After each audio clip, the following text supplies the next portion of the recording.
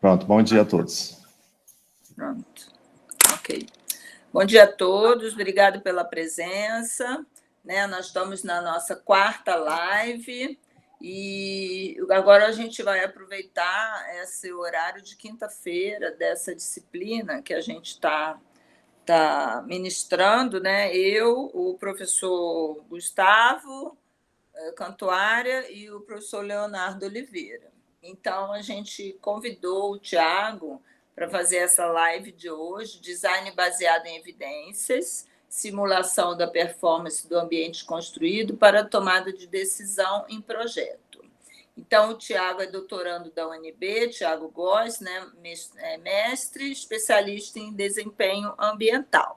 Então, eu quero falar para vocês que nós vamos ter uma apresentação até 9h15, e depois nós vamos abrir para perguntas, e eu quero que vocês queria que vocês colocassem aí no chat o e-mail de vocês, quem quiser, quem estiver interessado em receber a gravação da aula, que nós estamos gravando, ok? E quinta-feira que vem nós vamos ter uma outra live também com o professor Manuel do Campo, que é de Corunha, e a professora Júnia e o professor Diene, do CEUB, e eles vão falar sobre cidades, e eu vou mandar para vocês, Eu mando também para o Tiago também divulga lá para o pessoal interessado, e eu sempre mando para a Marta também, para o Caio, para o pessoal todo da UNB. E nós podemos começar então, Tiago? Claro, pode se apresentar aí, bem-vindo, obrigada pela presença. É isso. E vamos firme aí juntos, trabalhando nessa pandemia. Tá certo. Primeiramente, agradecer ao professor Léo, professor Eliette, professor Gustavo pelo convite. Para mim é uma honra poder estar aqui com vocês, compartilhar um pouco do que a gente tem trabalhado no grupo de pesquisa. E agradecer também a presença de todos que estão aqui, alunos do CEUB, estou vendo bastante gente também lá do Reabilita que apareceu. Espero que estejam todos bem em casa. E o que eu vou mostrar hoje aqui é um pouco do trabalho que a gente tem desenvolvido dentro do grupo de pesquisa do CICAC, que é o grupo de pesquisa em simulação computacional no ambiente construído. Vou mostrar um pouco como é que a gente pode usar a simulação para auxiliar a gente na tomada de decisão em projeto. Tá bom? Então, vou compartilhar aqui a tela, já estava esquecendo.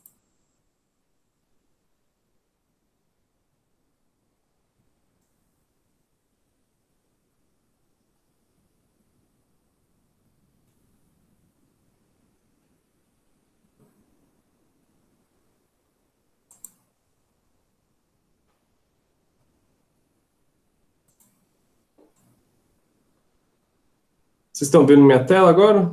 Está começando. Tá bom.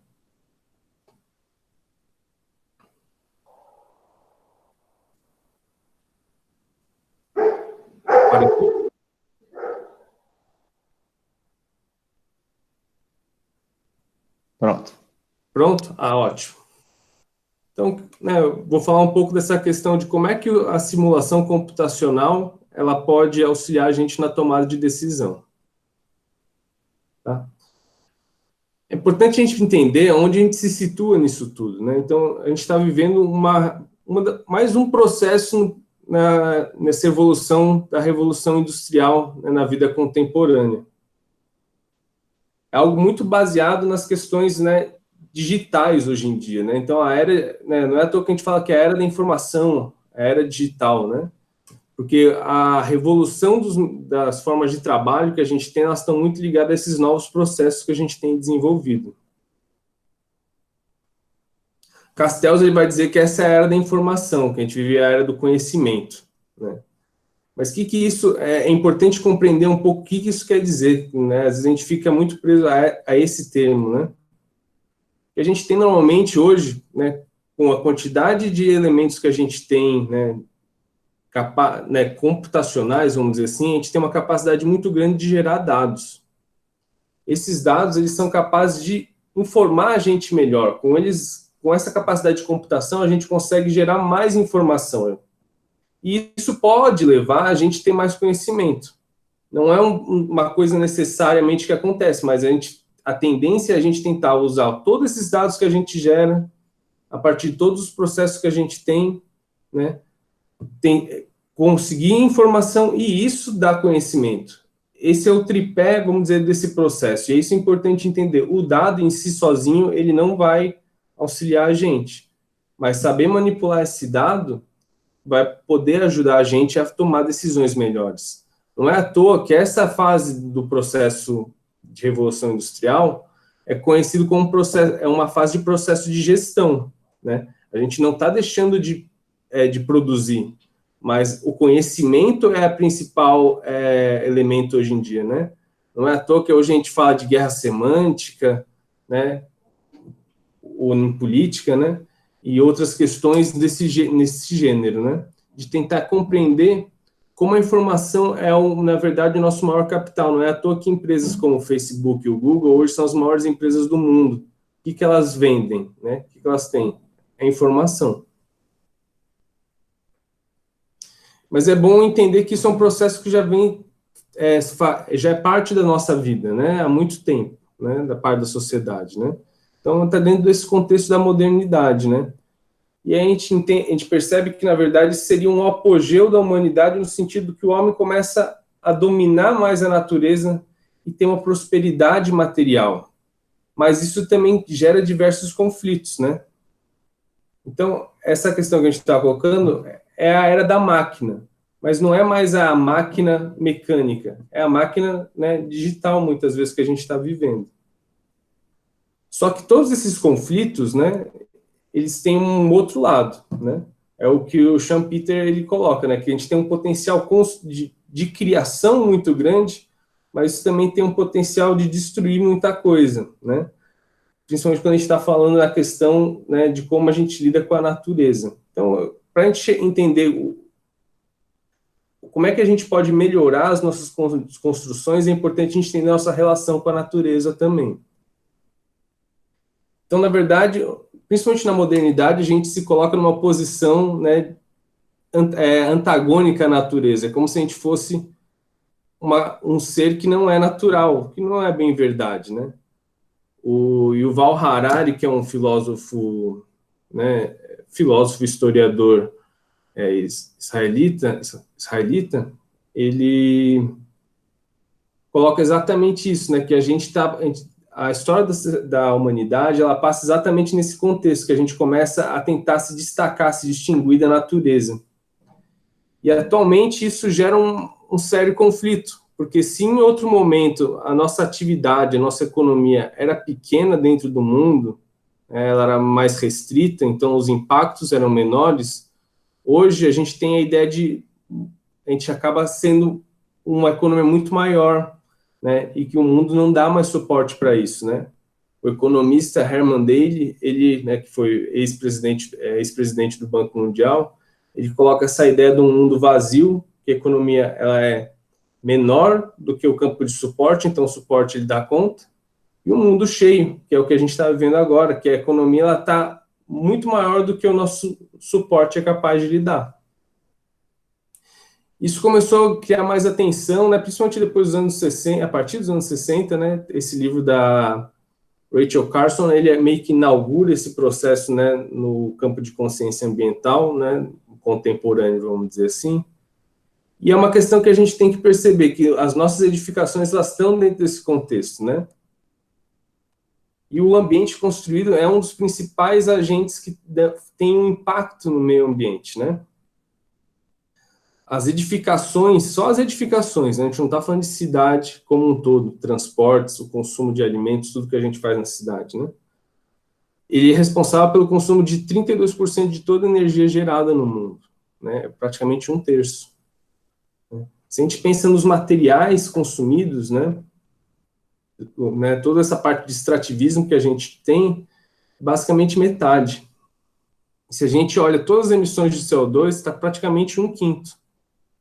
Então, isso a gente só falando de edificações, né? Não está falando de outros processos que acontecem dentro da cidade. Então, a gente tem um impacto muito grande que essas edificações causam no meio. E a outra questão que é importante perceber das edificações é que nós, como humanos, a gente tem que passar cada vez mais tempo dentro delas. Então, em média, atualmente, né, uma pessoa acaba passando 90% da sua vida dentro de um espaço fechado. Então, a gente também tem que pensar na qualidade desses espaços, né? Então, a gente tem que pensar no impacto que eles têm no meio ambiente, mas também no impacto que eles têm na gente, na qualidade ambiental desses espaços, né? A gente vai ver mais à frente como é que isso se junta. Então, eu acho que tem duas coisas que eu quero trazer nessa apresentação para vocês, que é como a gente pode pensar no desempenho e na qualidade ambiental desses espaços e como isso está ligado com essa questão da revolução digital que a gente está vivendo, né, atualmente.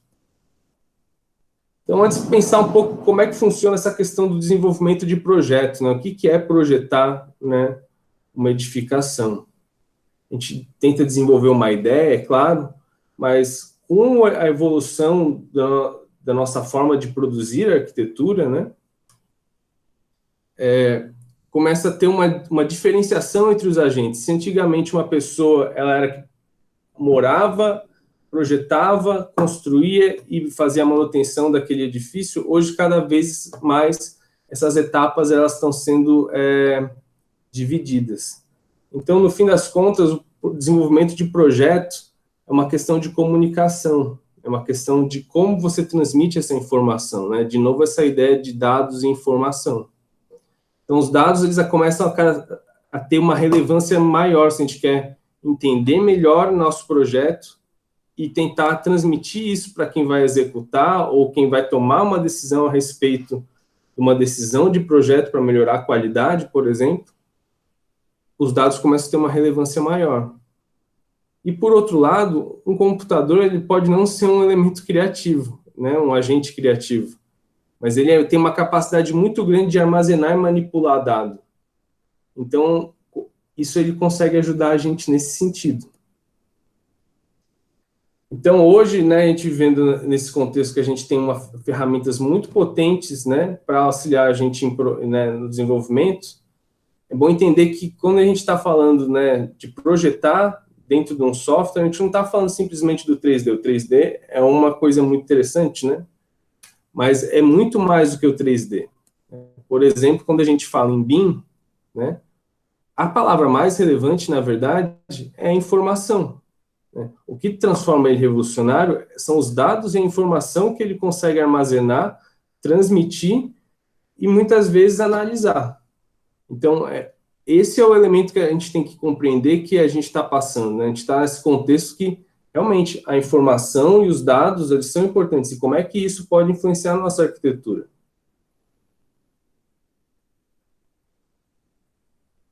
Isso daqui, quem fala é talvez um dos maiores pensadores sobre o campo de arquitetura digital, né? Design digital em arquitetura, que é o Mário Carpo.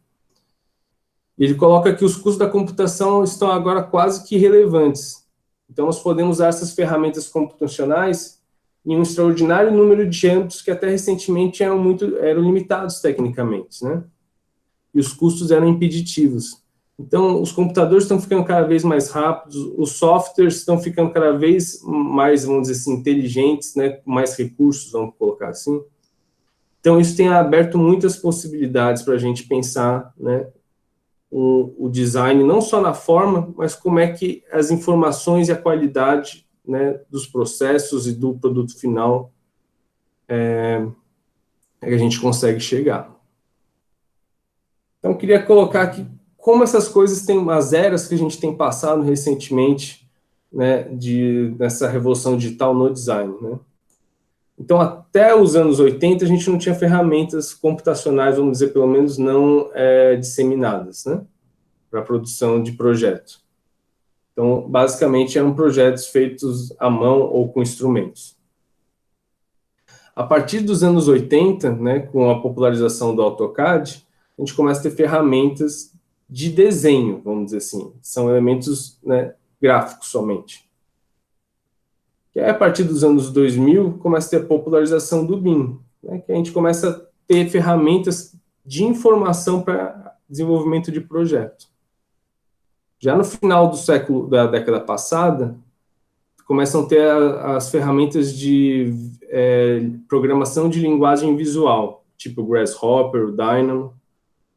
E atualmente a gente está falando de como é que inteligência artificial, né, pode influenciar a arquitetura. Essa seria a nova fronteira. A gente vai ver um pouco como é que isso está sendo colocado, né, como é que simulação dialoga com esses elementos que a gente tem nessas transformações que a gente tem vivido. Então, na verdade, a gente está falando de uma relação homem-máquina agora, né? Então, a tomada de decisão, cada vez mais, ela vai ser baseada nesses dados, em evidências para a gente tomar decisões melhores, na verdade, né? Como a gente está falando lá de Castells, é a era da informação, é a era do conhecimento, é a era de gestão desses dados, desse conhecimento, né? Então, é compreender que a máquina, ela não vai vir substituir o homem, né?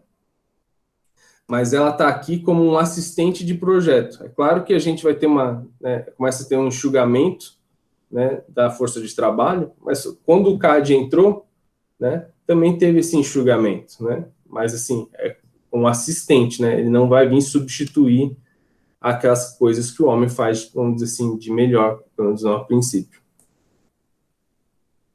Então, fazendo gancho para aquilo que a gente estava falando antes de qualidade ambiental, ou no caso específico de performance ou desempenho, tá?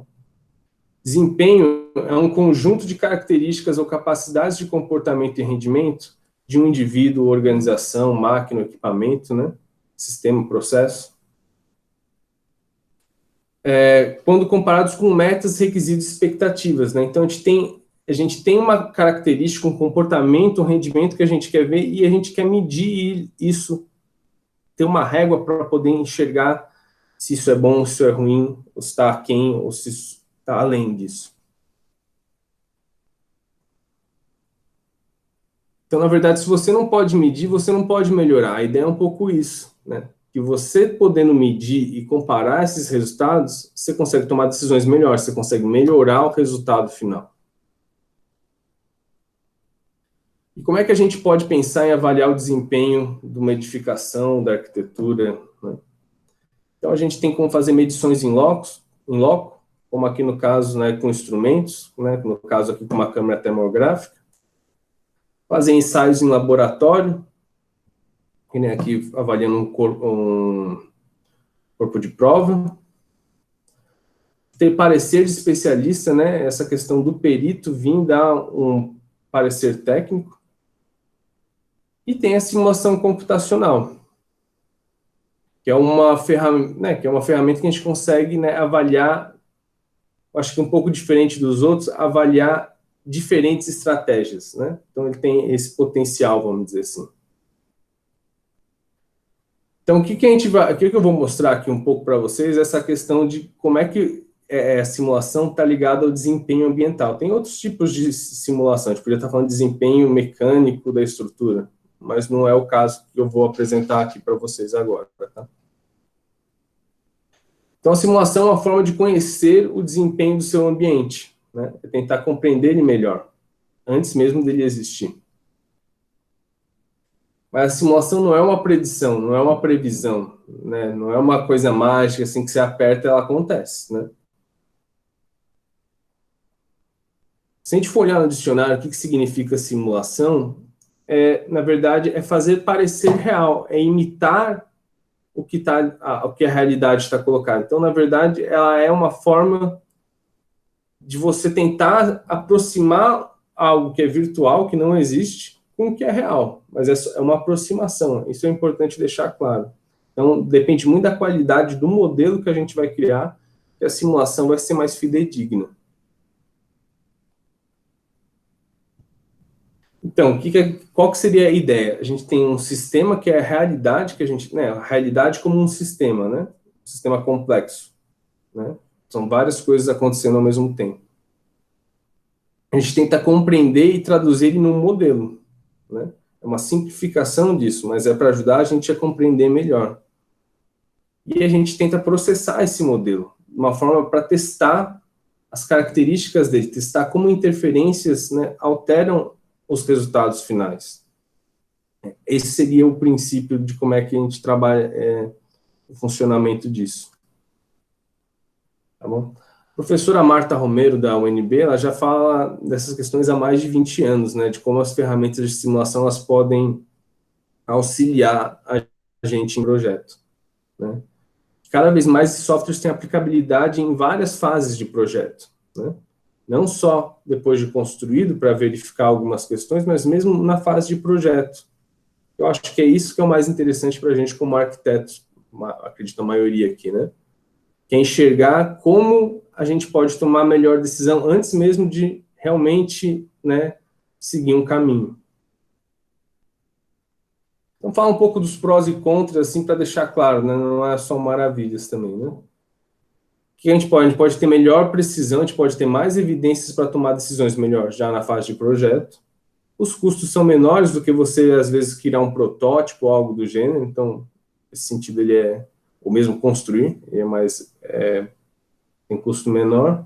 E eu acho que uma das principais questões é que você pode variar diversos parâmetros, você pode ter várias alterações, testar vários cenários antes mesmo de construir e tomar a decisão já nessa etapa.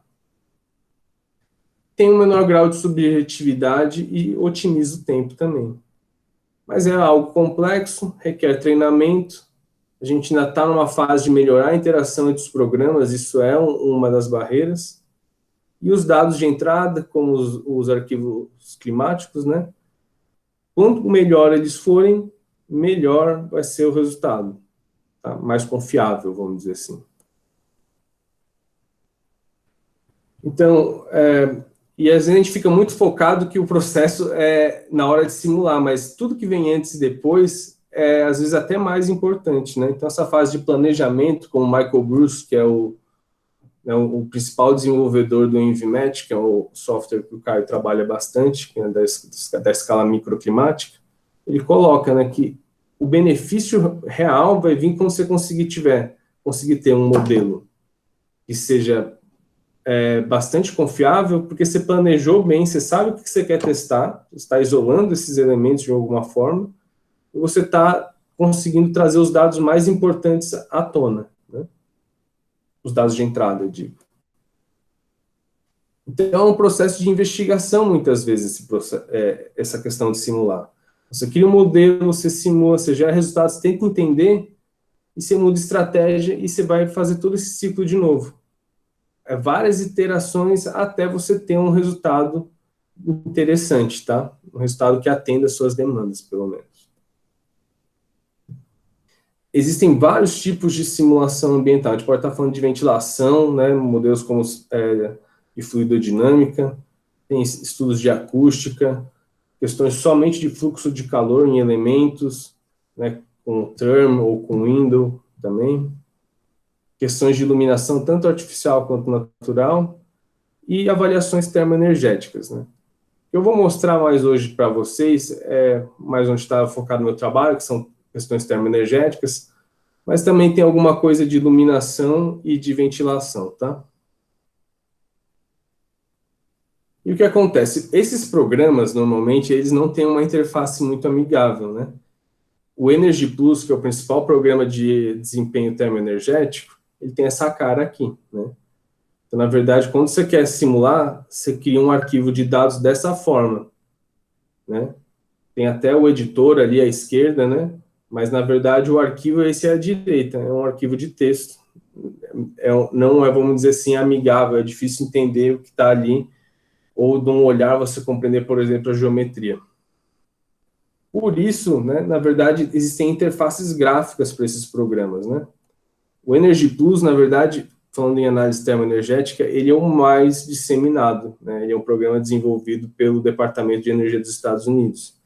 E existem diversos programas que servem como interface gráfica, que auxiliam a gente a utilizá-lo de uma forma mais amigável, mais palatável, tá? Mesma coisa acontece com iluminação. O software mais consolidado é o Radiance, né, que é desenvolvido pela Berkeley, e existem vários programas que servem como interface gráfica para ele, tá bom? Então, na verdade, eu não uso nem o Energy Plus, nem o Radiance diretamente, né? Eu uso sempre através de outros programas que facilitam a comunicação com com a ferramenta de cálculo, vamos dizer assim.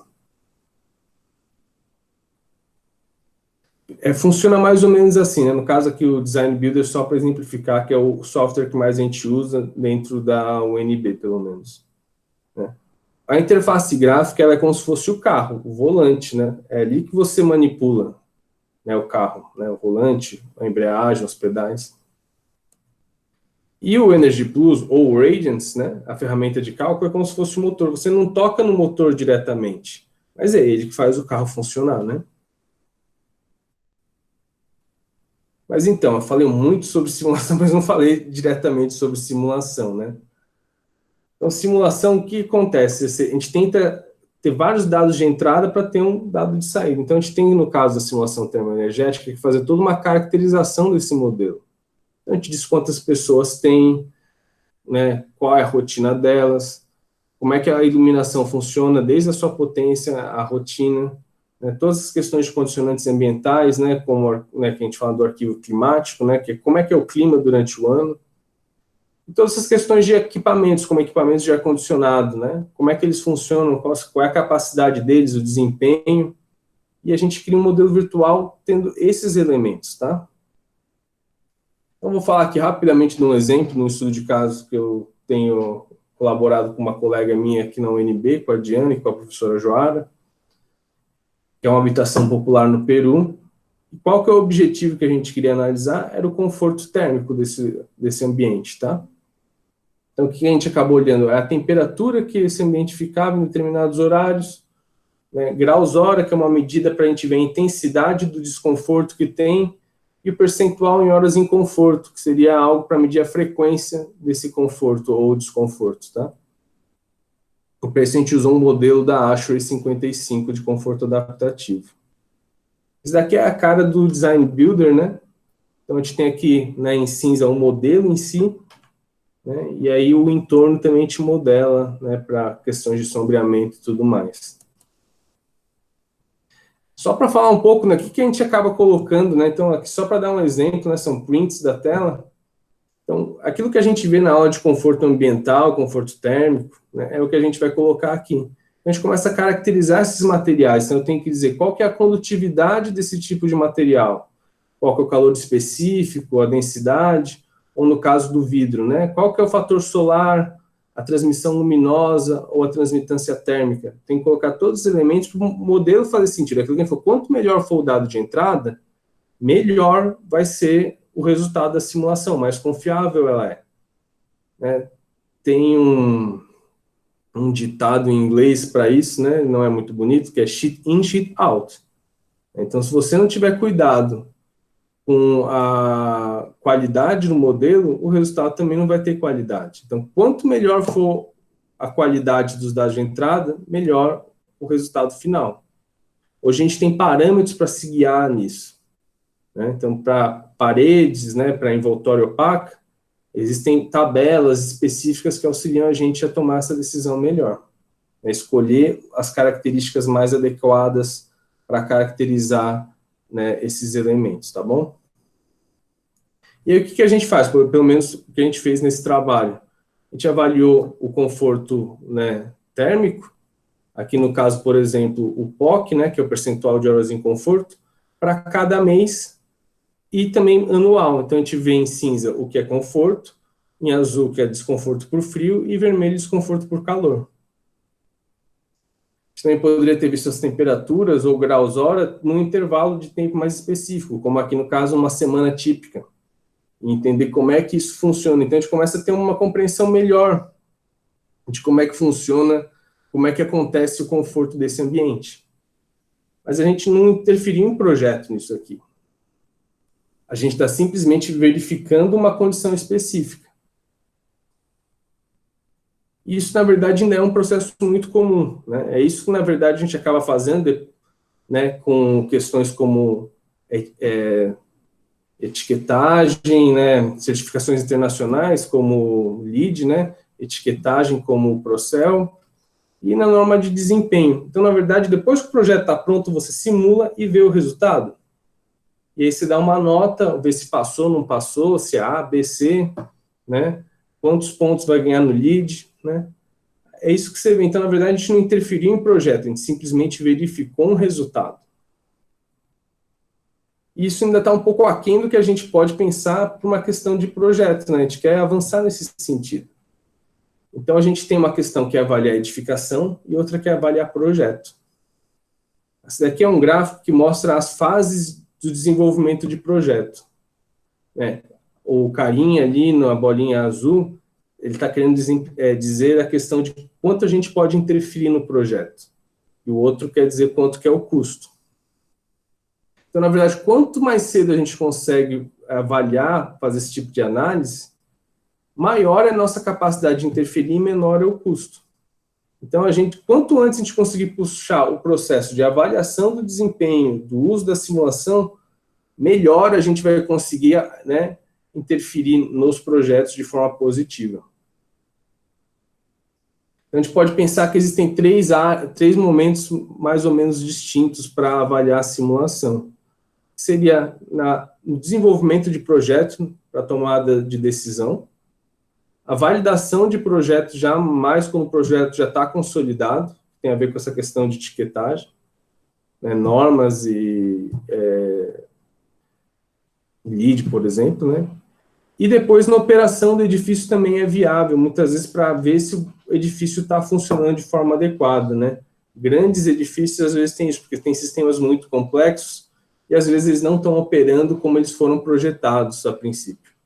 Então a simulação também auxilia nisso. Não entrei aqui em detalhe nisso, nem mencionei nos slides, mas a ASHRAE, né, que é uma gestora de normas americanas, ela lançou há 2 anos atrás uma norma, a 209, que fala exatamente de como cada etapa de projeto, né, como é que a simulação pode entrar para auxiliar a tomada de decisão nas etapas de projeto. Muito voltado, né, essas fases iniciais, né, quais são os tipos de trabalho que a gente pode fazer.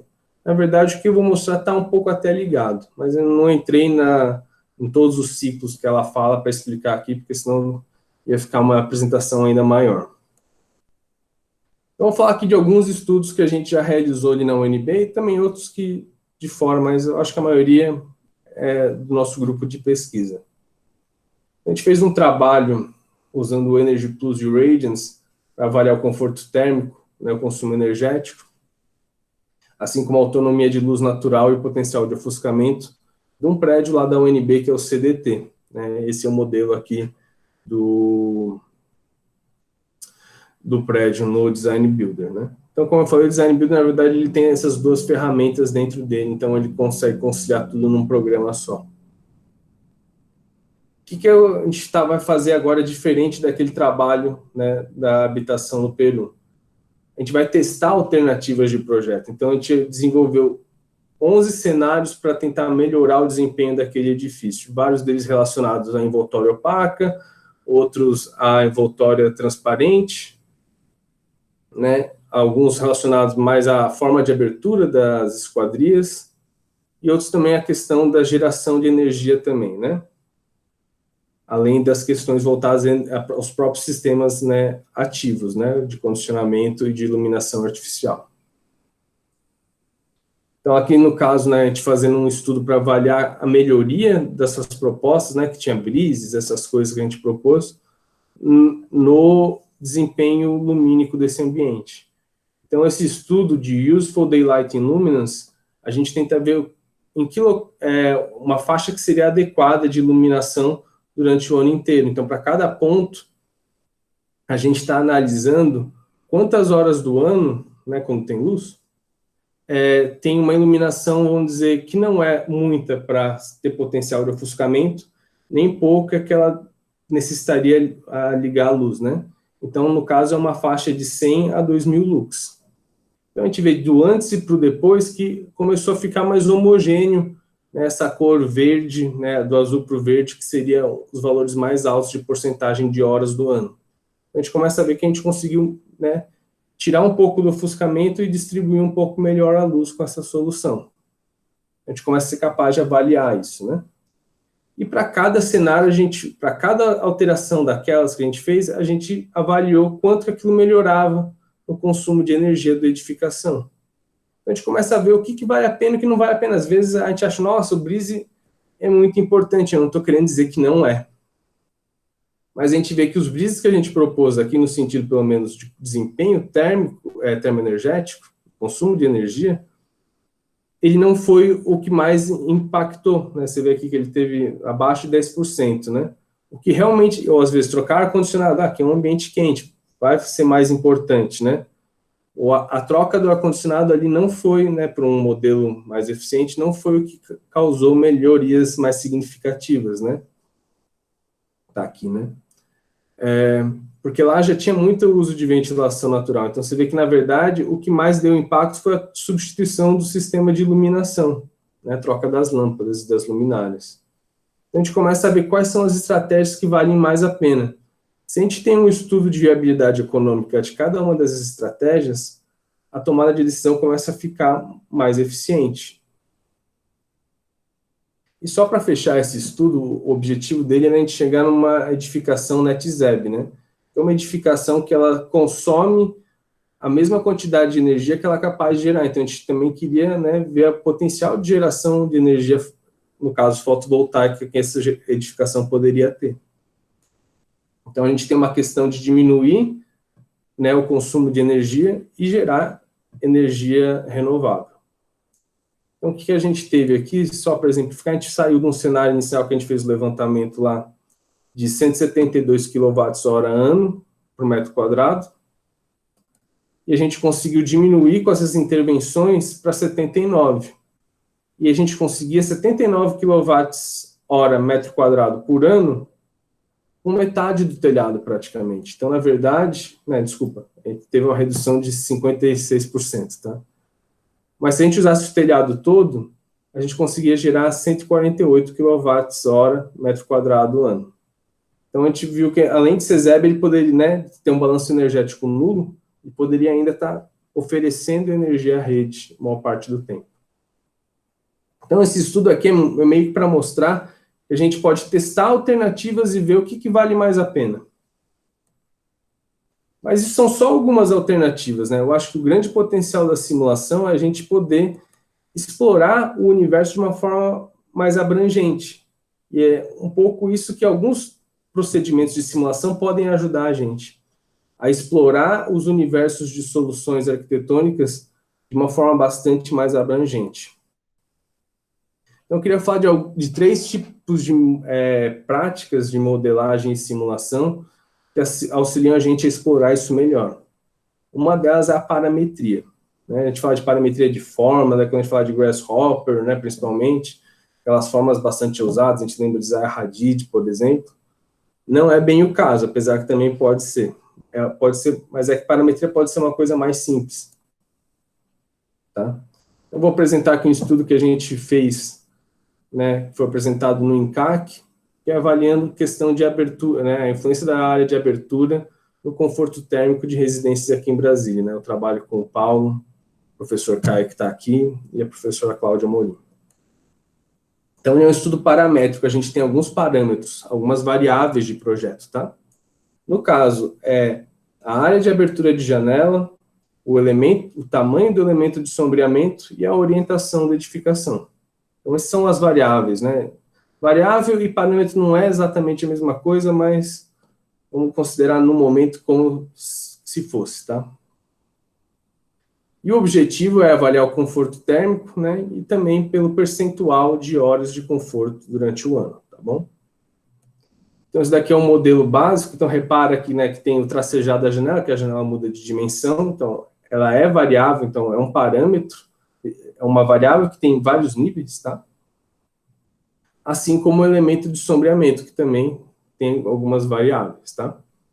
Além da edificação rotacionar, né, para diferentes orientações. Então, a gente consegue ver níveis de conforto para cada, né, situação dessas, tá? Esse trabalho desenvolveu uma nomenclatura específica com cores para determinar intervalos de conforto, tá? Por quê? Para tentar transformar isso numa forma mais gráfica de compreender, né? Porque começa a ter muitos resultados, fica difícil compreender tantos resultados e ver o que é melhor.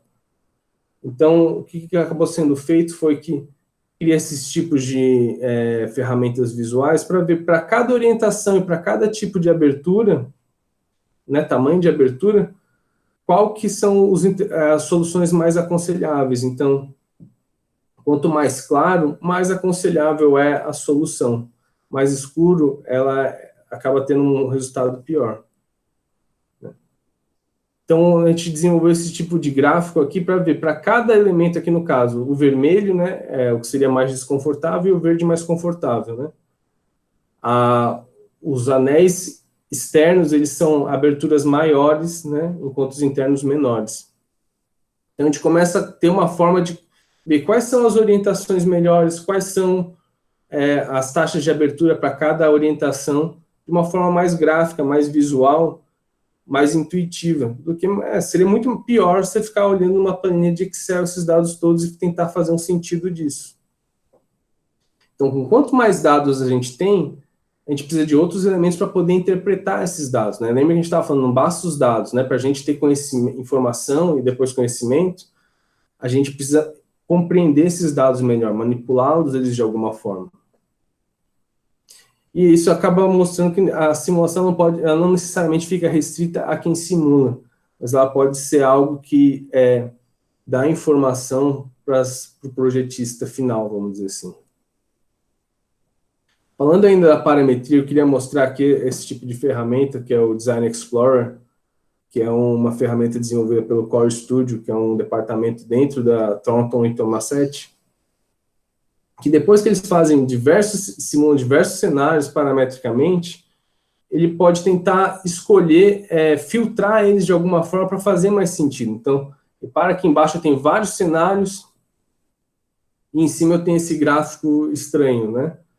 Cada coluna dessa é um dado de entrada ou um dado de saída, né? O dado de entrada está em preto e o dado de saída está em azul.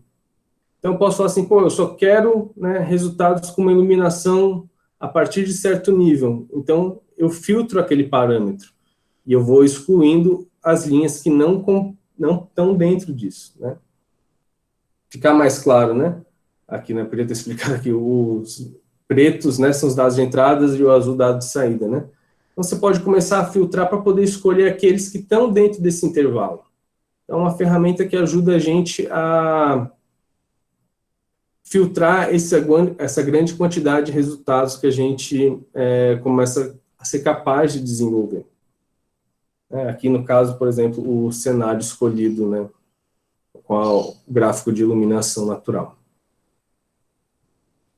A outra alternativa é a otimização. Muitas vezes você vai começar a simular, parametria são combinações entre aqueles parâmetros, né?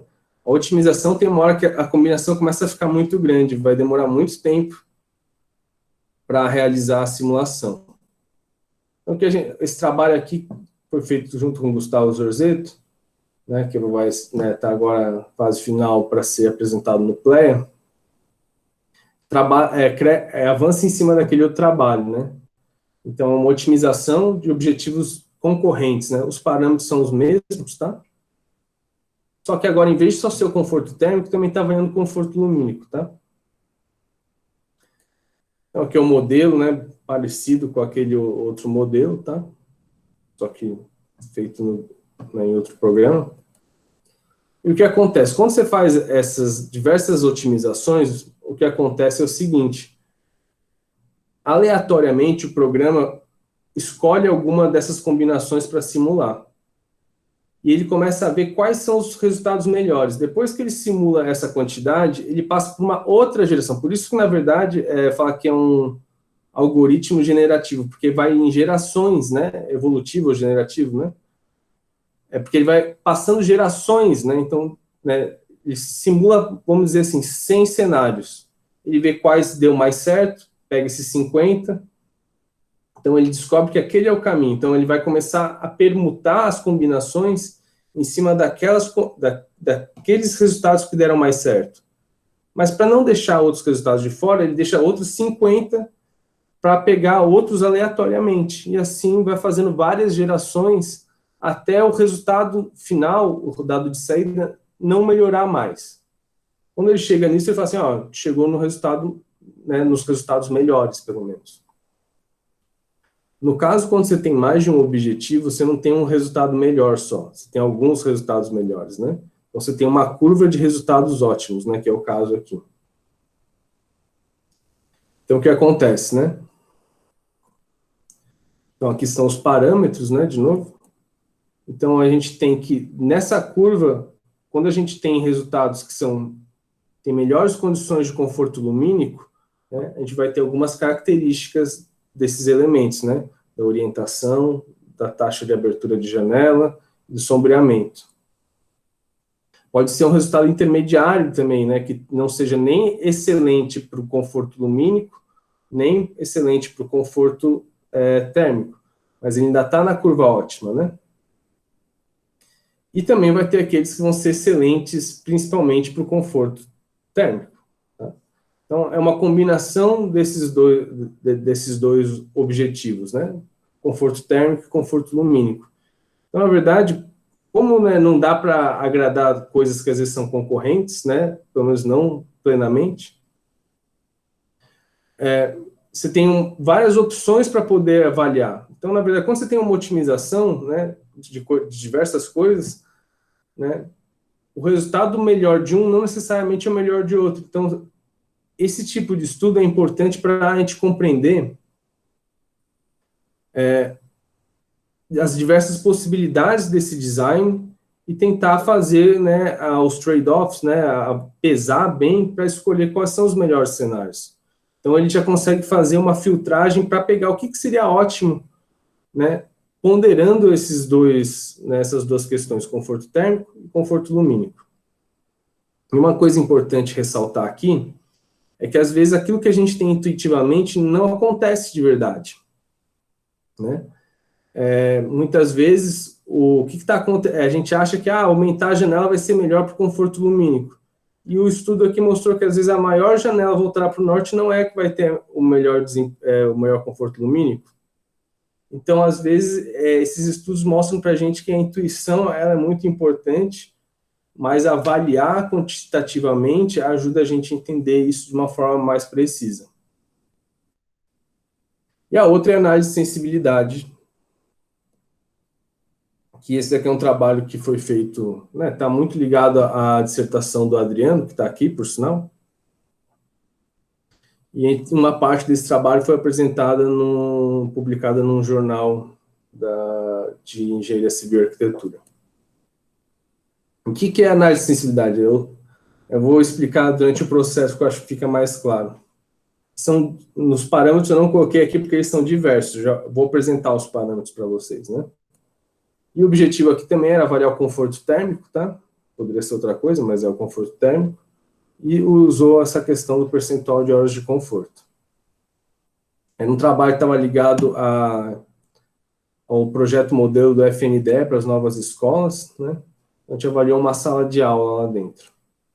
Esse aqui é um modelo bem simplificado no Design Builder, tá? Dá para ver o desenho dos brises em linha fina, né? E esses modelos, os blocos do lado, né? Para mostrar que não tem troca de calor entre o ambiente e o ambiente do lado. Então, o que acontece?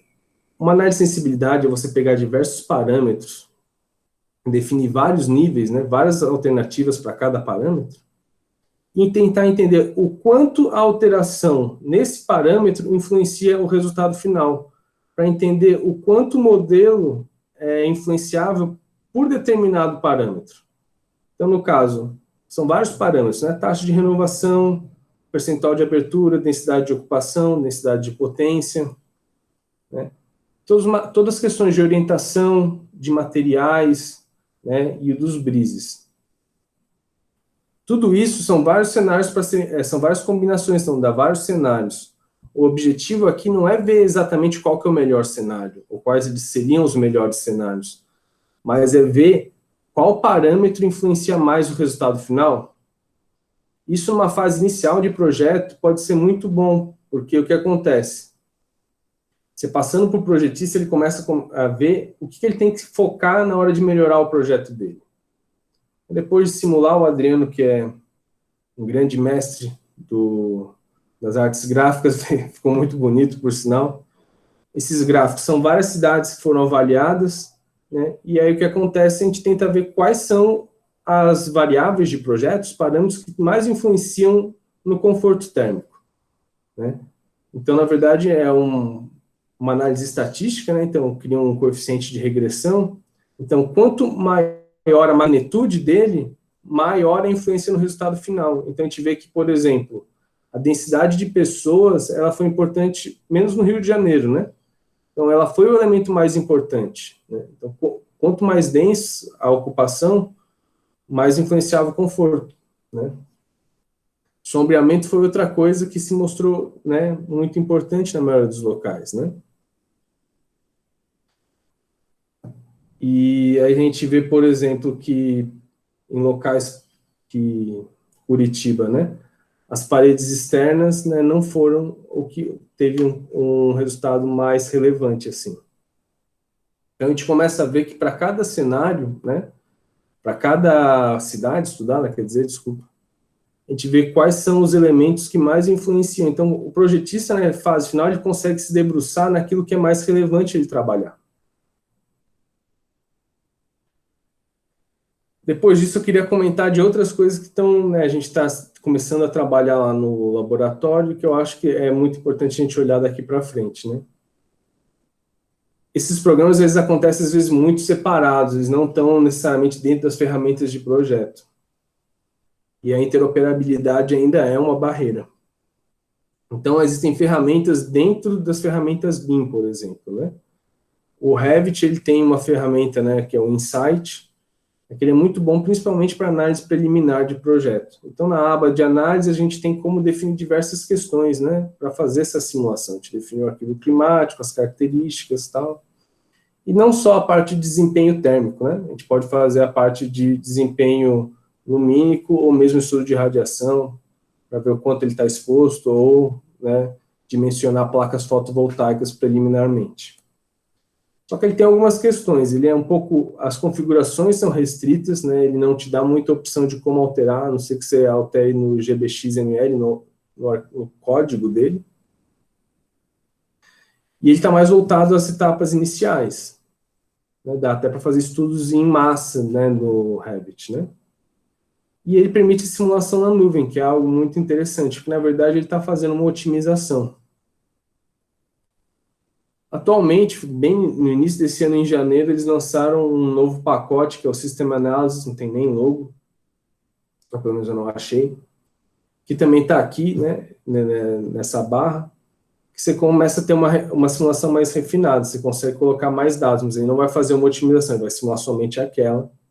E ele faz a integração com o OpenStudio, né, que é um software que usa o Energy Plus. E a vantagem disso, né, que eu estava comentando, é que ele está dentro do BIM. Então, começa a auxiliar. Ontem eu gravei como é que é, porque ele simula na nuvem, né, e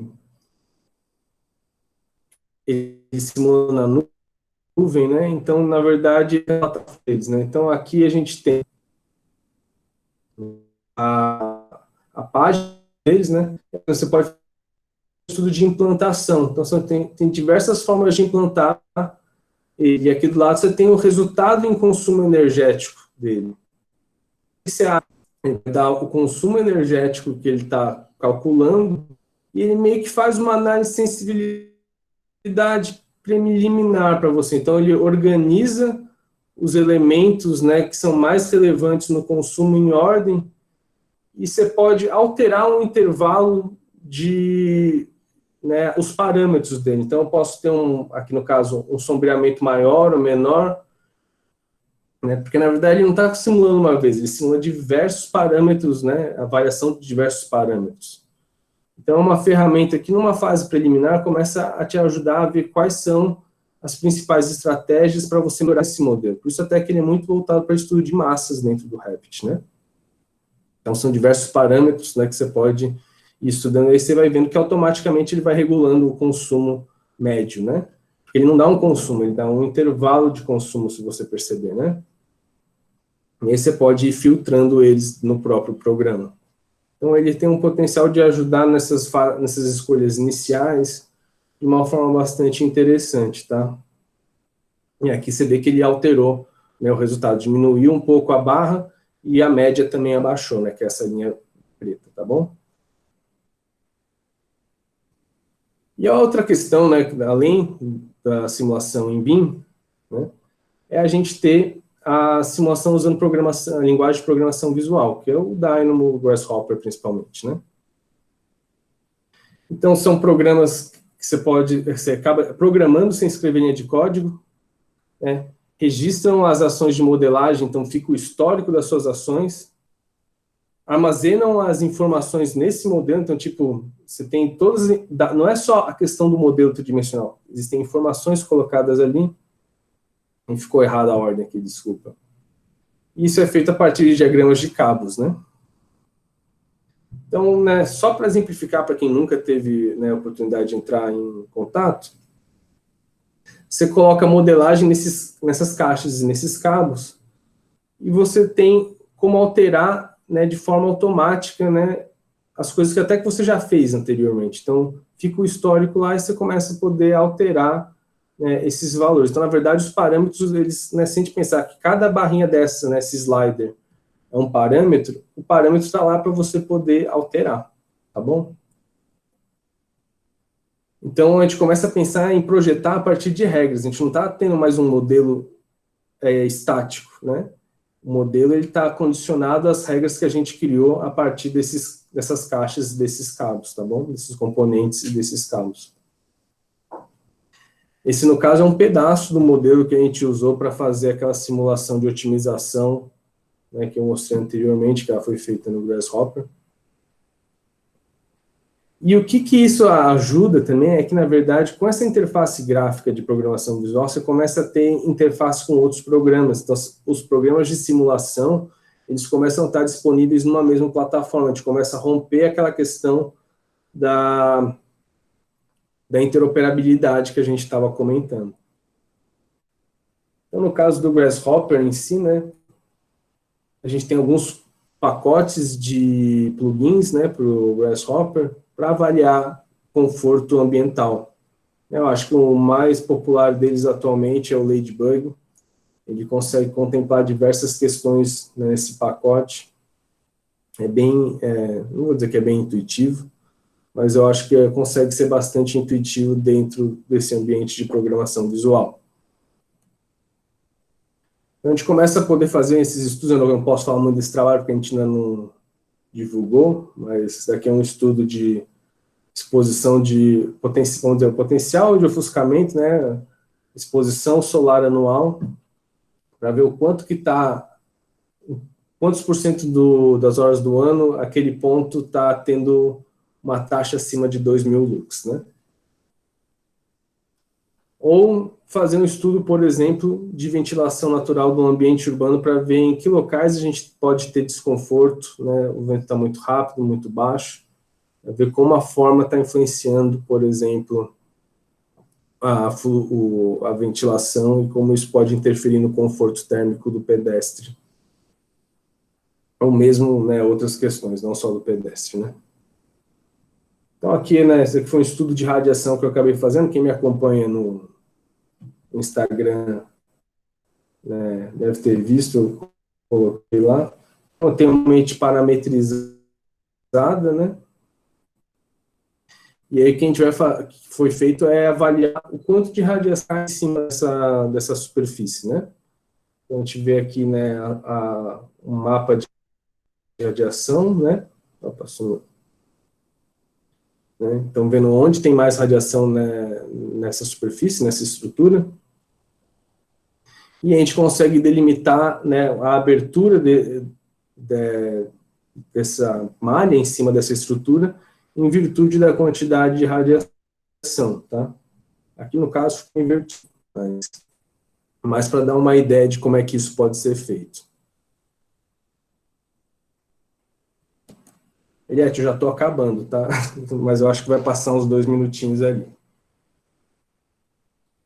Só para contextualizar, explicar um pouco mais, o Grasshopper ele é interessante porque, na verdade, ele não é um programa, ele é um programa, claro, mas o forte dele é que ele é um ambiente que vários programas podem existir. ele é um ecossistema de programas, né? Então, na verdade, você tem diversas soluções dentro de uma mesma plataforma, que a gente estava falando, isso vai auxiliar a gente a superar essa barreira da interoperabilidade entre os programas, que ainda é um desafio para a maioria dos projetistas, né? E como o Chris Mack, que é um dos desenvolvedores do Ladybug, coloca, na verdade, você não está tentando resolver um problema com a mesma ferramenta sempre. Você está usando, na verdade, uma caixa de ferramentas para solucionar os seus problemas de projeto. Então, isso acaba sendo vamos dizer assim, tem um potencial muito maior para a gente poder desbravar e compreender melhor os nossos problemas de projeto, né? Não só na questão do desempenho ambiental, da qualidade do ambiente, tá?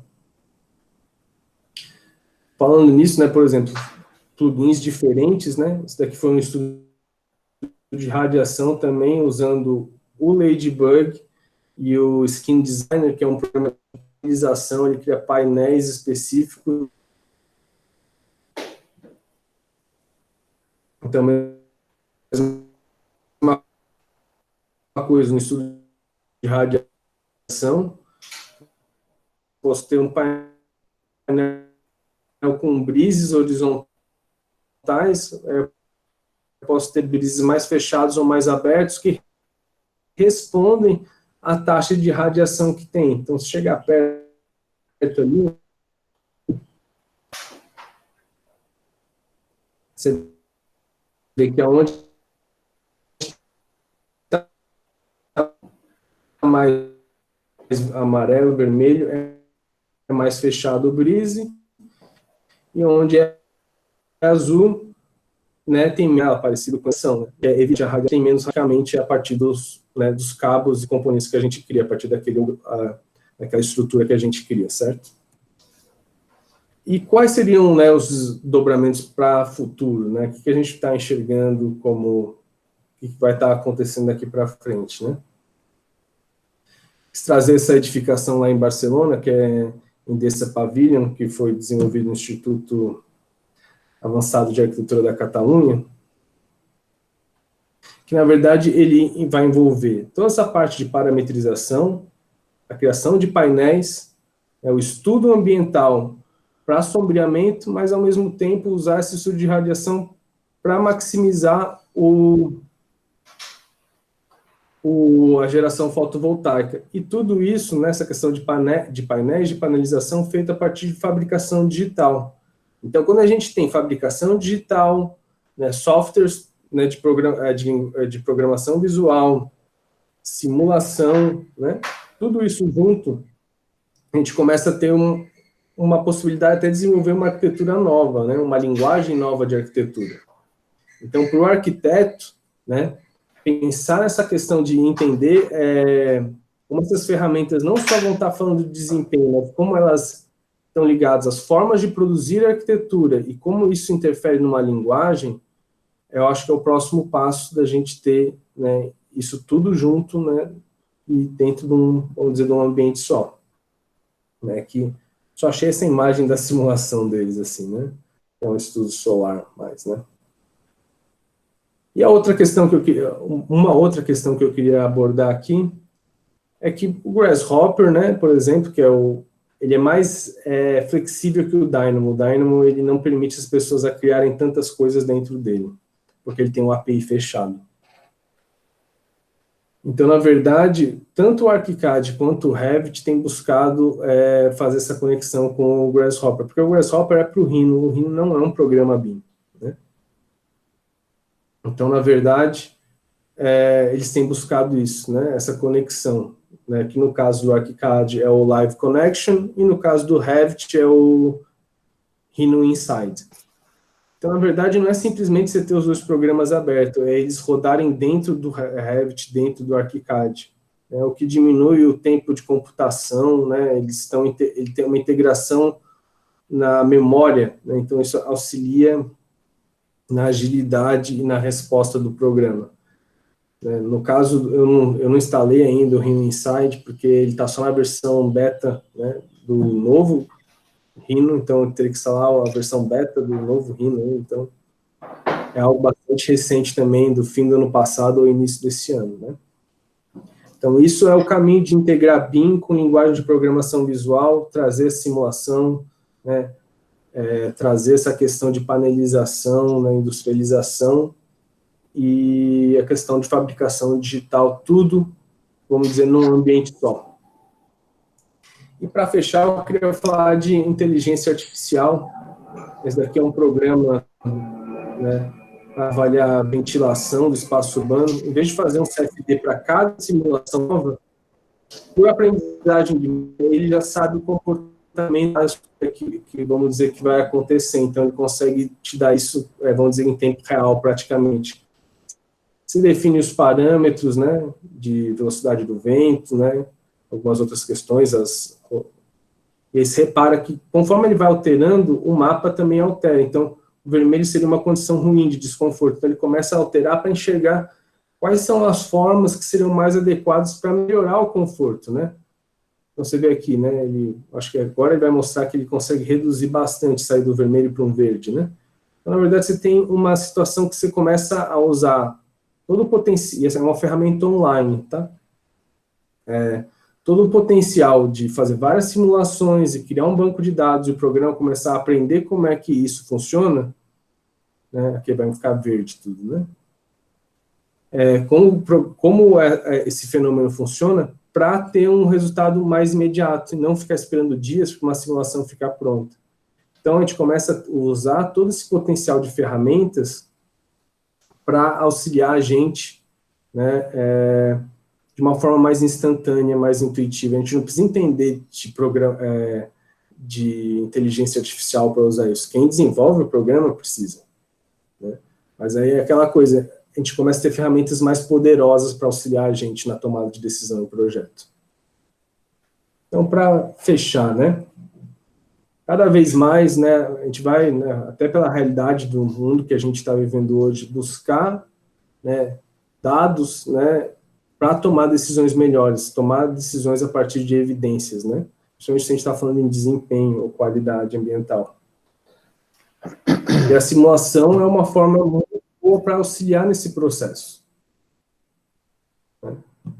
Contudo, a gente tem que ver, principalmente como arquitetos, que eu acho que é a maioria aqui, que a gente tem que trabalhar cada vez mais essa questão de compreender melhor e ter um melhor domínio sobre a física e a ciência do ambiente construído, até para entender melhor esses programas, dados de entrada e dados de saída. E isso leva a gente a ter cada vez mais o computador como assistente de projeto, especialmente porque ele consegue manipular e trabalhar com essa quantidade de dados que humanamente é muito complicado. Além disso, a gente tem que compreender que ainda tem essa necessidade de ser multiplataforma, né? Mesmo falando, vai ficar tudo dentro do Revit, por exemplo, com o Rhino Inside, mas, pô, você vai precisar entender do Grasshopper, e aí você vai ter que entender por exemplo, do Honeybee, para poder entender também do Energy Plus. Então, o domínio dessas várias ferramentas é importante. Então, para a gente ter uma maior interoperabilidade, né, a gente vai precisar de multiplataformas, mas cada vez mais a gente vai precisar dominar outras ferramentas também, né? Dominar uma ferramenta só provavelmente vai ficar, né, um pouco limitado. E enxergar isso como um potencial de, né, desenvolver uma nova linguagem arquitetônica em cima dessas novas potencialidades que a gente tem.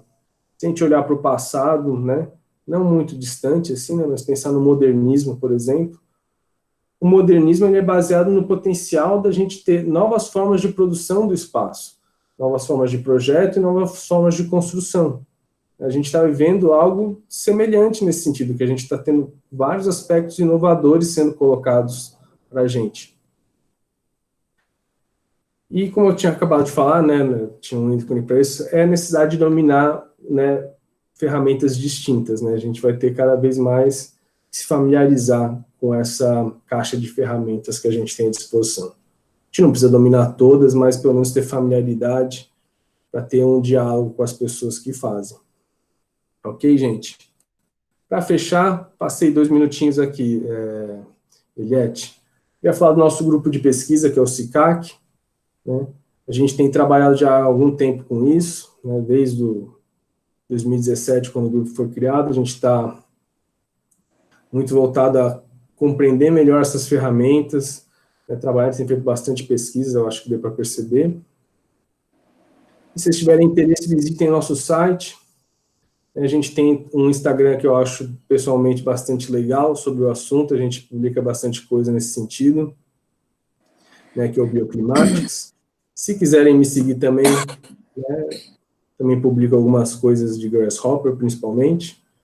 E a gente tem fortalecido muito o nosso material, né? Eu estava falando para a Eliette e para o Léo no início, no YouTube, então, tipo, a gente tem colocado, né, as aulas, apresentações, né, feito vídeos pequenos explicando de forma mais palatável as pesquisas que a gente tem feito, tudo no YouTube do SICAC.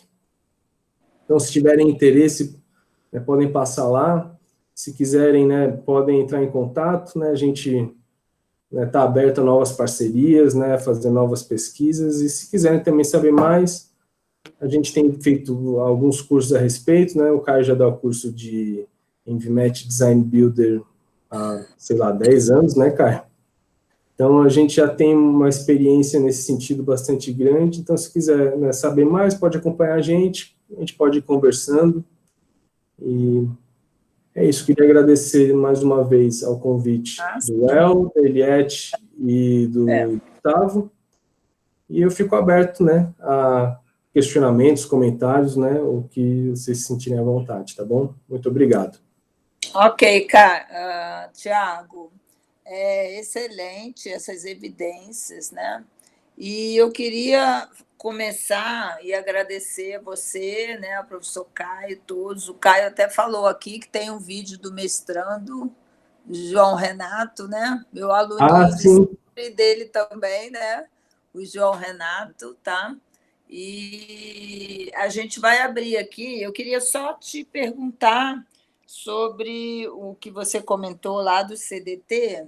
E depois, Léo, quero deixar com você para você fazer aí as perguntas, né? Ver no chat para orientar e ver com o Tiago aí. E depois o Gustavo comenta. No final, eu dou um fechamento aqui da nossa exposição, né? Então, Tiago, eu quero te perguntar, você comentou lá sobre o CDT, né, que vocês fizeram as propostas de melhoria no desempenho, e vocês conseguiram realizar essas ações todas de melhoria? Então, e outros prédios também? Eu acho que eu não expliquei, talvez, de forma mais adequada. Aquilo lá foi feito dentro de uma disciplina da pós-graduação, né? E o professor Caio e a professora Cláudia ministraram, né? No dia da apresentação final, veio o pessoal da prefeitura do campus, né? A gente apresentou isso para eles, né? Mas, na verdade, as alterações, elas não chegaram a ser feitas, não, porque a gente passou esse estudo para o pessoal da prefeitura, né? Mas a gente sabe que existem diversas prioridades, né, que não competem exatamente a gente, né? A gente sabe que é difícil mesmo, né? A gente conseguir, né? Faz a pesquisa, encaminha para a administração, para a gestão, né? Mas a gente tem que aguardar eles realmente terem verba, né? E colocar isso na prioridade, porque é um trabalho acadêmico e um trabalho muito bom, né? Que deve ser cumprido, né? Ô, Léo, coloco para você aí, para você acompanhar, ver se tem alguma pergunta das pessoas que estão participando, só para dizer que a gente teve 32 pessoas aqui na nossa live, 4, ok? Tá? Bom dia a todos que entraram após o início da sessão, e vamos fazer assim, vamos colocar quem quiser direcionar alguma pergunta ao Tiago pelo chat. Aí a gente vai seguindo essa ordem e ele vai comentando a cada um separadamente, né? Eu vou abrir aqui o chat e vamos ver se alguém tem algum comentário a fazer, algum questionamento. E depois eu tenho uma questão a fazer, Tiago, mas eu vou deixar para o final, após todo mundo colocar os seus questionamentos também, tá bom? Vamos ver se a gente tem alguém aqui para... Acho que a Glaucia fez uma pergunta aqui. Glaucia Vargas. Tem. Você pode ler também, né, Thiago? Eu posso ler aqui, não tem problema, não. Não tem problema. A Glaucia está perguntando aqui sobre a prática profissional do emprego dessas simulações em escritórios, né? Glaucia, o que eu entendo hoje, assim, o Adriano está aqui, ele pode falar também, né, que o Adriano é um dos autores de um dos trabalhos, e o Adriano tem muita experiência em escritório, e a gente está trabalhando junto para ver como é que a gente pode ambientar a norma da ASHRAE, a 209, que fala dos ciclos de projeto, né, para cá, para o Brasil. E o que acontece é o seguinte, ainda hoje o que acontece é uma terceirização do trabalho na maioria das vezes. É que nem aquela questão, né? Você tem um escritório de arquitetura, você pode fazer o projeto hidráulico, estrutural, você pode fazer tudo, né? Você tem habilitação para isso como arquiteto, até determinado ponto. Mas normalmente a gente acaba se especializando em algumas coisas, então a gente, né, terceiriza essas partes para outros profissionais. O que acontece normalmente é que terceiriza para escritórios de consultoria, né? A gente tem aqui em Brasília 2 escritórios, pelo menos que eu conheço, né, que é a Qualia e Ambiente Eficiente, né? O Adriano, especialista, a gente já trabalhou nos 2. Acaba que muitas vezes acontece isso. E o que acontece é que os trabalhos, eles ainda estão muito vinculados, principalmente à avaliação de norma de desempenho. Então, as pessoas contratam porque é norma. Se você, né, não passar na norma, o cliente pode vir te processar por causa disso. Então, acaba sendo uma forma legal dos escritórios se protegerem, né? E as construtoras, principalmente. Então, na verdade, ainda está muito voltado àquilo que a gente estava falando, a questão de verificar se o projeto, depois de pronto, está legal. Às vezes, mudança mínima, não está passando, troca o sistema, precisa de um tijolo mais largo, por exemplo. Ou troca a cor, né? Porque a cor acaba influenciando também, né, na absortância do material.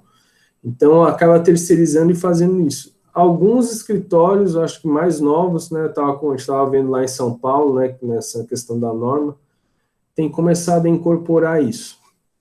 Mas ainda é incipiente. Lá fora, né? É mais comum, eu acho, até porque também os escritórios, muitas vezes, eles são maiores. Então, por exemplo, o Foster, né, ele tem um departamento só para isso. A Thornton e o Tomasetti, ele tem também aquele Core Studio que desenvolve muitas ferramentas. Por sinal, né, o pessoal do Ladybug, alguns deles, principalmente o Chris Mack, trabalhava lá dentro. Então, eles davam espaço. O Skin Designer, que é aquele programa de panelização, também foi desenvolvido dentro desse escritório. Então, existem escritórios lá fora, principalmente, que têm equipes internas para auxiliar os projetistas, né? Então, eles já têm uma dinâmica maior nesse sentido. Eu não sei, eu acho que depende, a disseminação desse tipo de ferramenta vai depender um pouco daquela questão, acho que uma geração mais nova, que já esteja mais familiarizada com isso, começar a entrar e incorporar isso na sua prática.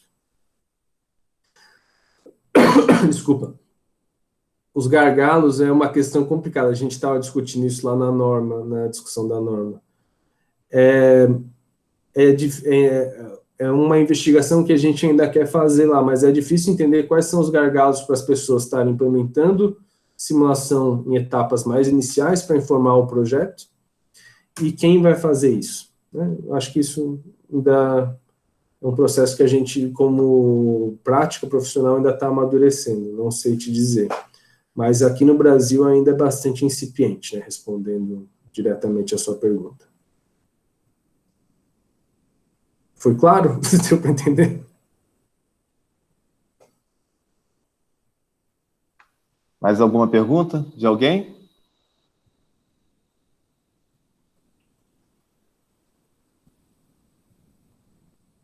Eu estou olhando aqui para cima, eu não encontrei, não. Lá. A Joyce? Só um comentário, né?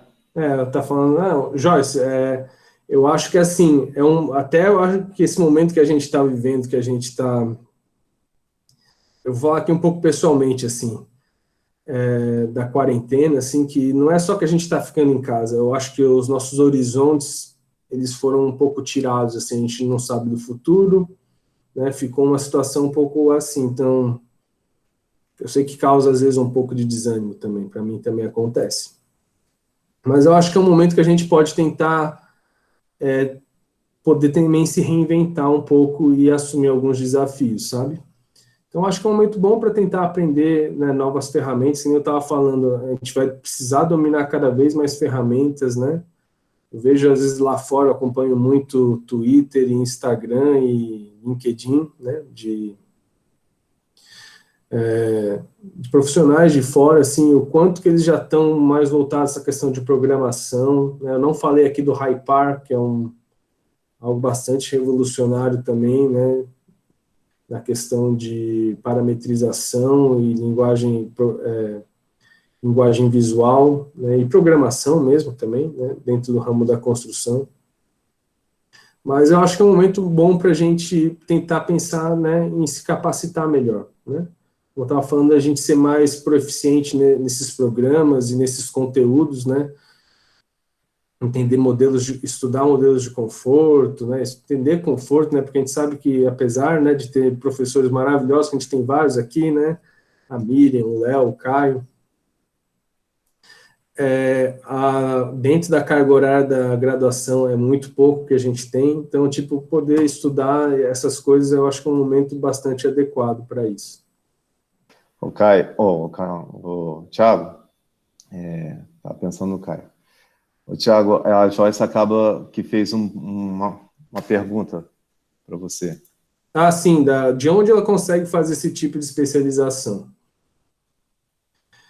Então, localmente, eu vou dizer que ainda assim, fazer isso, eu acho que até pela questão do que a gente está vivendo hoje, mas já era algo que estava acontecendo, né, desse tipo de informação ser passado cada vez mais online, né?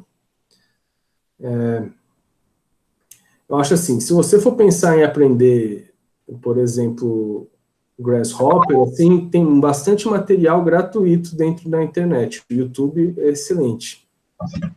Tem alguns canais que nem o Grasshopper 3D, né, que tem tutoriais muito bons, assim. Tem plataformas muito boas pagas também, né? Eu pago uma plataforma que é o LinkedIn Learning, que não é sobre esse tipo de coisa, tem mais de 8.000 cursos, mas ele tem conteúdos muito bons.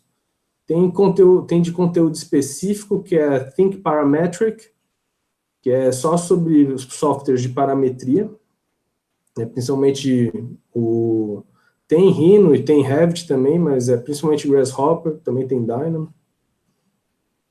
Tem o Black Spectacles, né, também, mas assim, eu acho que o Think Parametric é mais voltado para isso.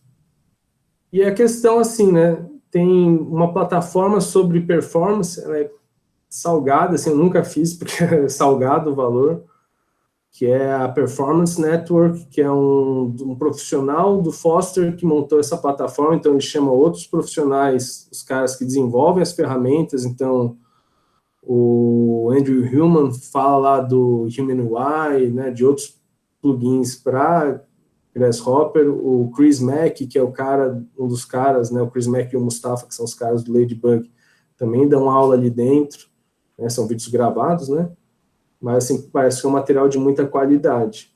E para falar do Ladybug Tools, né, que eu acho que é a ferramenta que, né, nessa questão de conforto ambiental, eles têm um próprio programa deles, né, de educação dentro da plataforma deles. Eu daria uma olhada na plataforma deles, né. Eu acho assim que eu sou suspeito para falar, porque eu sou, por exemplo, sou tutor do Reabilita, né? A gente fala de especializações, às vezes a gente está falando de um curso de especialização, né? Mas eu acho que esse tipo de conteúdo ainda está muito voltado para esses cursos menores, assim. Então, às vezes, pegar, né, um curso desses, né, do Ladybug, que são 8 horas, e fazer o curso para tentar dominar uma parte da ferramenta, né? Essa seria a minha sugestão. A outra sugestão a gente tem um curso online, por exemplo, de Design Builder, né, se é uma coisa que você tem interesse, que é o curso que é disponível pela Qualia, que eu e o professor Caio a gente gravou. E tem os cursos presenciais, né, que atualmente a gente está dando curso de Design Builder e de EnvMatch, mas eles são cursos presenciais aqui na UNB.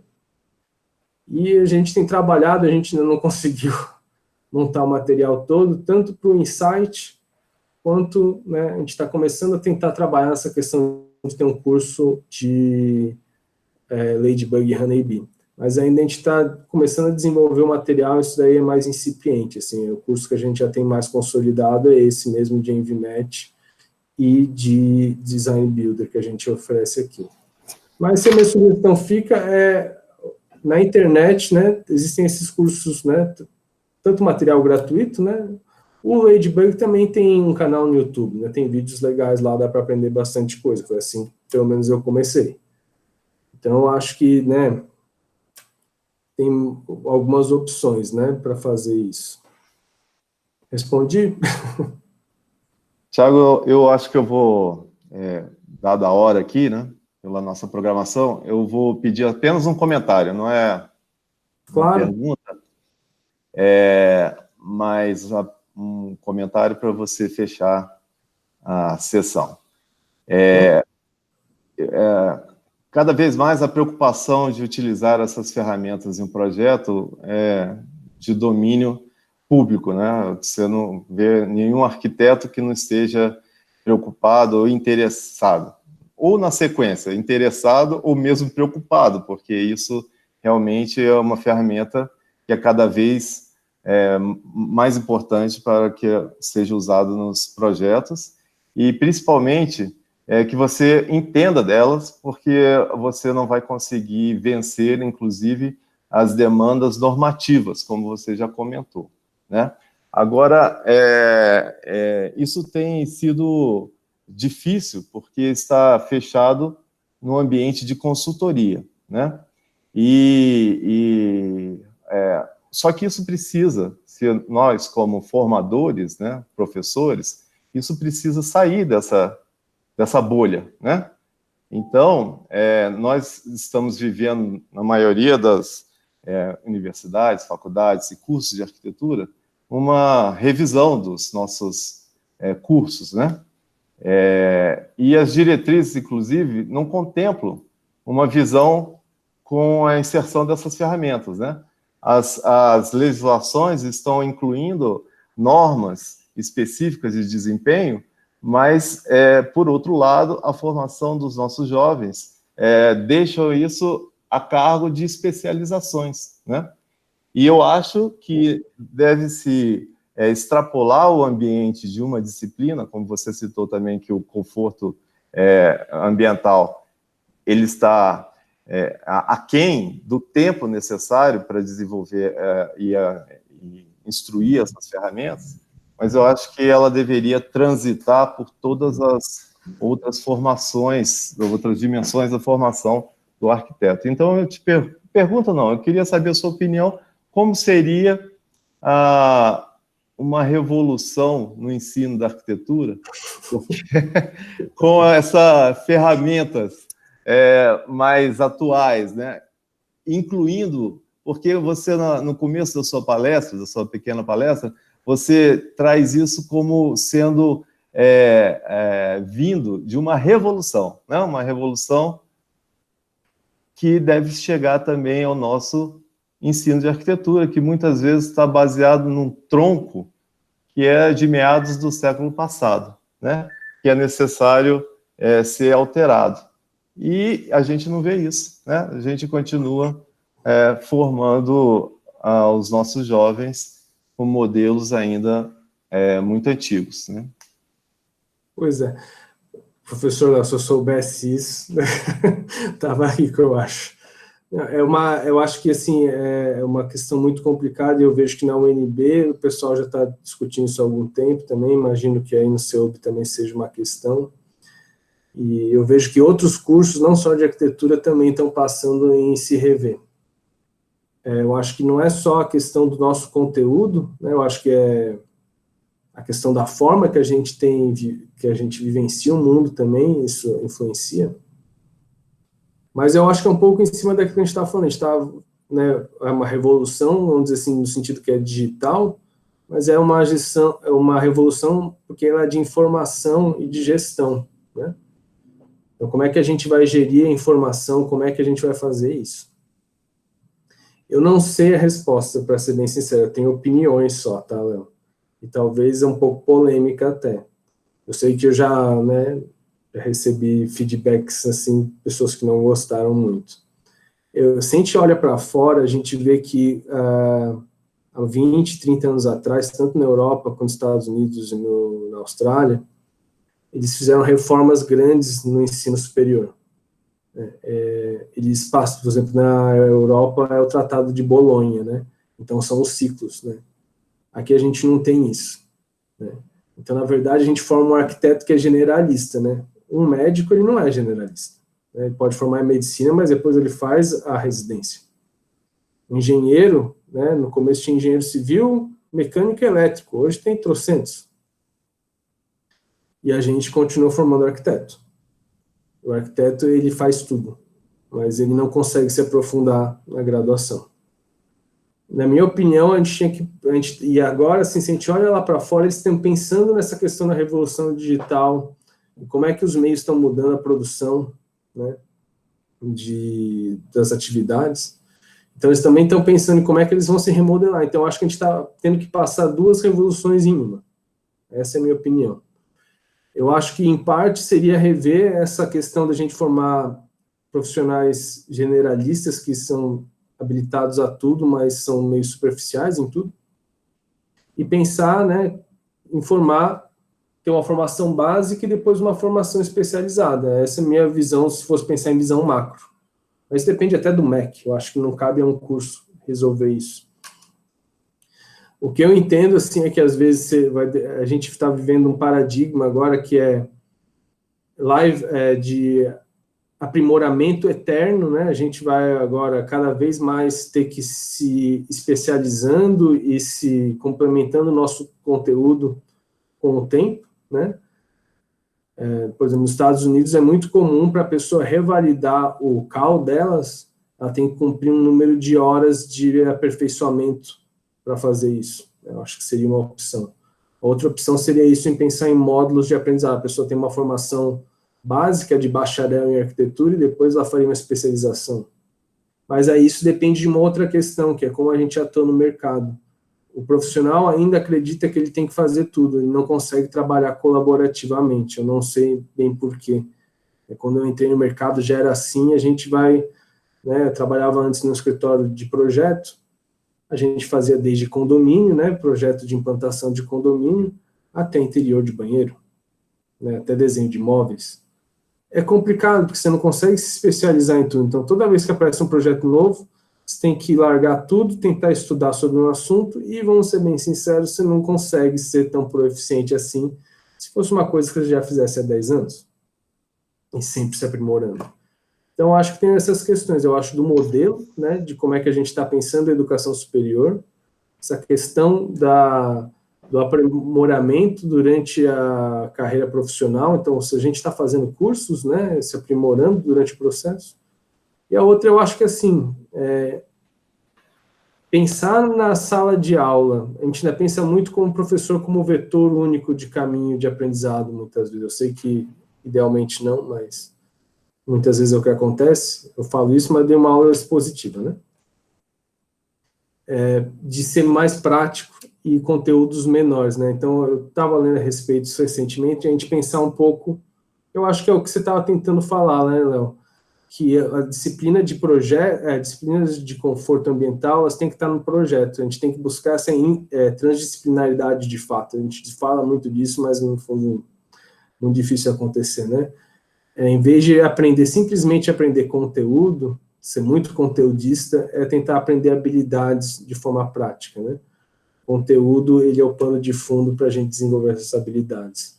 Não sei se é por meio de workshop, não sei se são disciplinas com módulos mais curtos, não sei se o modelo semestral está defasado, não sei, são dúvidas que eu tenho. Como eu te falei, eu tenho, né, não sei exatamente, mas às vezes eu reflito sobre isso, seria mais ou menos por aí que eu enxergo as coisas. Não sei Na se verdade, eu né? coloquei esse questionamento porque nós estamos com um grupo de muitos professores aqui, né? E uma nova geração e um universo novo que tem que transitar pela formação, porque realmente não é como se vinha fazendo, né? Eu tenho as minhas sugestões, vamos dizer assim, ou minhas crenças em novos modelos que passa realmente por integrações, né, mais efetivas e romper com essa visão mais positivista da segregação dos conhecimentos, né? Enfim, mas na verdade, o que eu queria lançar como final da sua apresentação é que você colocando como um universo novo, veloz, né? Que se altera a todo instante, né? Eu fiquei impressionado como você trouxe coisas novas do nosso último encontro do final do ano passado, né? Verdade. Não passou nem 6 meses e já tem tanta novidade, não é isso? Então, diante de um universo tão alterado, né? Que já não foi a base para o que nós estamos fazendo com a formação dos nossos alunos, né? E que é veloz, a gente precisa ter um sistema também que é receptivo a esse novo universo e a essa velocidade que se instituiu nos últimos tempos, né? E nós temos aqui um grupo que precisa pensar junto, por isso que eu não quero a resposta, mas eu quero colocar o questionamento diante do que você trouxe, para que a gente leve para as nossas atividades que um novo universo está aí, né? Uma nova maneira de atuar na nossa profissão está aí, apresentado por você. E que isso deve revolucionar a nossa maneira de ensinar, né? Em todos os aspectos, em todos os ambientes, né? Desde o específico do conforto ambiental até o mais genérico na proposição do projeto de arquitetura, né? Então, mais do que uma resposta, eu coloquei um questionamento a todos nós. É isso. Mas muito obrigado. Imagina. Gostei demais da sua síntese. Eu acho que para muitos foi esclarecedor. Para mim, foi um resumo para o meu trabalho que eu estou fazendo, que foi um norte. Professor Léo, só fazer um comentário. O comentário que você fez naquela apresentação que eu fiz lá no fim do ano me ajudou a refletir sobre algumas coisas. Como é que a gente pensa na forma, na linguagem, né? Então, acho que isso também fez amadurecer nesse caminho, né? É isso aí. Então, eu posso só fazer um último comentário antes de finalizar? Queria fazer um convite, na verdade. Agora, às 11h, a professora Marta ela vai estar fazendo uma live com o professor Caio e com o Abner, falando de cidades saudáveis, né? O link está lá no Instagram do LaSUS, se alguém tiver interesse, tá bom? Tá ótimo. Eu vou pegar e vou divulgar nos nossos grupos, então. Tá bom? Tá, então. Muito obrigado. Agora a Eliette finaliza aí como... comentário antes aqui, Léo, pode ser? Pode, claro. Só de finalizar, né? Você já está... Só sei que o andar do tempo já está andando, mas enfim, só para finalizar, primeiro realmente agradecer o Thiago aí por toda essa visão, né? Obviamente tem muita informação aí, né? Então foi uma apresentação de algo complexo, mas de um modo muito simples e muito didático. Então parabéns por isso. Obrigado. Comentar também que se você colocar um óculos agora, você está ficando igualzinho o Caio. Eu acho que é requisito aí para o laboratório. Mas, enfim, e é interessante ver realmente como a dinâmica dessa evolução dos programas de simulação estão acontecendo. Como a gente comentou com a Marta, eu lembro também 20 anos atrás, estava lá fazendo meu doutorado na Inglaterra, e apanhando aqueles programas lá iniciais de Breeze, Daylight, Shadowpack, Radiance, né? E, enfim, já nesses 20 anos foi realmente uma evolução enorme, né, dessas ferramentas. Eram complexos, continuam complexos, né, e muita coisa para aprender ainda. Mas isso mostra a dinâmica, realmente, né, da profissão, a dinâmica da educação disso, né? Mas isso mostra que informação é tudo. Você colocou no começo dos seus slides ali, né, que a palavra mais importante do BIM, a informação, de fato, né? A gente precisa estar cada vez mais atualizado, mais consciente, e que nem a professora Miriam colocou nos comentários, né, talvez a questão da formação continuada é isso, a gente nunca para, de aprender. Eu falo para os meus alunos que as ferramentas que estão utilizando hoje nas aulas de projeto, lá, a gente tem as aulas de urbanismo e arquitetura, né, de aulas de projeto, não vão ser as ferramentas que eles vão estar usando quando formarem, né? E isso é até agoniante, né? Você leva o tempo para dominar uma ferramenta, e depois, quando você vê, já modificou a ferramenta, surge nova ferramenta, mas, ao mesmo tempo que é agoniante, também acho que é instigante da gente querer sempre aprender mais e saber mais.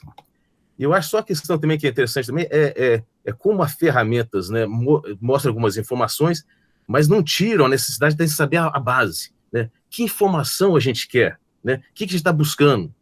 Né? Ele não é limitador, né, de projeto, que nem muitos acham, né? Mas ele acrescenta, né, informação para o projeto, desde, né, da concepção, como você colocou, né, obviamente aí, que você pode até tomar decisões de custo-benefícios melhores, até a pós-ocupação, né, como melhorar na pós-ocupação, claro, tendo mais custos e tudo mais, mas a pós-ocupação é interessante. Tem uma ferramenta contínua, de antes, durante e depois, né, de projeto. Então, a gente tem que estar sempre, né, alerta, né, nesse sentido, mas não deixa de trazer a necessidade de saber o que a gente quer buscar, né, e até mesmo também, como se colocou, uma nova maneira, uma nova linguagem de arquitetura surge, como surgiu com o modernismo, né, com nossos preceitos, e aquilo foi tudo muito revolucionário e polêmico, e hoje em dia estamos novamente de uma nova linguagem. O que é uma arquitetura do terceiro milênio de arquitetura? O que é o desenho urbano para o terceiro milênio das cidades inteligentes? O que é, de fato, arquitetura inteligente? Agora estamos, né, não novamente, mas continuamos questionando isso. O que é arquitetura inteligente? Que teve um momento dizendo lá que a arquitetura inteligente é a arquitetura aquela toda automatizada, aquela que liga o ar-condicionado quando você entra, quando você rebola, a luz liga e tudo mais, né?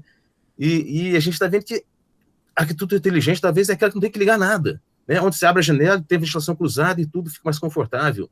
Então, a gente tem que saber as informações disso e não esquecer da riqueza da arquitetura vernacular, que nos lança para frente, né? Nos lança nessas novas descobertas de novas ferramentas de trabalho, como começas aí, né? Eu coloco lá para os meus alunos que a arquitetura é muito uma questão de arco e flecha, né? Quanto mais a gente se puxa o arco para trás, mais a gente lança a flecha para frente.